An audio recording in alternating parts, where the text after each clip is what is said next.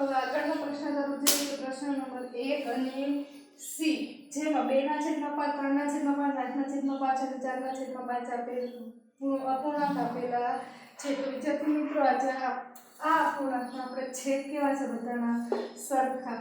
હવે તે સંખ્યા કોની વચ્ચે આવશે તો કે આ અપૂર્ણાંકો કોની વચ્ચે આવશે આપણે જોઈએ કે 5/5 એટલે 1 બરાબર. તો એનાથી મોટો કોઈ અપૂર્ણાંક છે તો કે હા 8/5. તો એ 1 અને 2 ની વચ્ચે આવશે. બાકીના બધા અપૂર્ણાંકો 0 અને 1 ની વચ્ચે આવશે કારણ કે તેનાથી નાના છે. તો આ અપૂર્ણાંકો 0 અને 1 તથા 1 અને 2 ની વચ્ચે આવશે.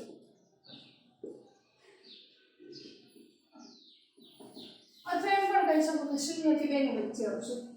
હવે આપણે આગળ વધીએ તો સંખ્યા રેખા દોરીએ.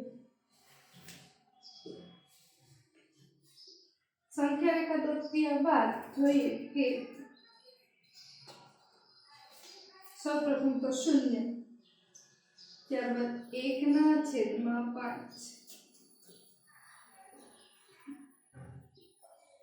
2/5, 3/5, 4/5, 5/5 એટલે આપણે એને કહી શકીએ 1, 6/5, 7/5, 8/5, 9/5. હવે આપણે 8/5 જોઈએ છે તે આગળ આવી ગઈ છે તો હવે આગળ લખવાની જરૂર નથી. 10/5 એટલે કે 2. તો જોઈએ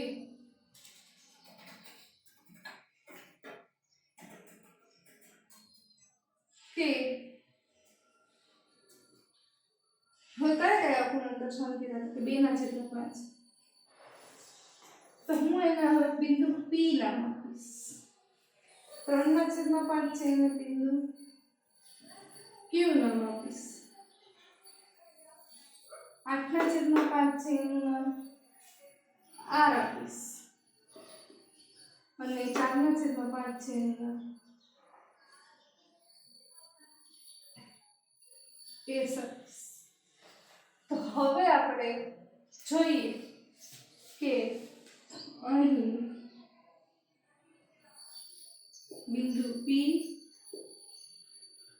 બરાબર 2/5, બિંદુ Q બરાબર 3/5, બિંદુ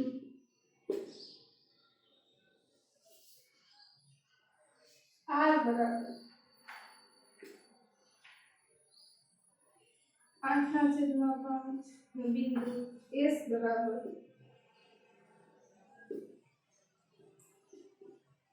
4/5 દર્શાવે છે.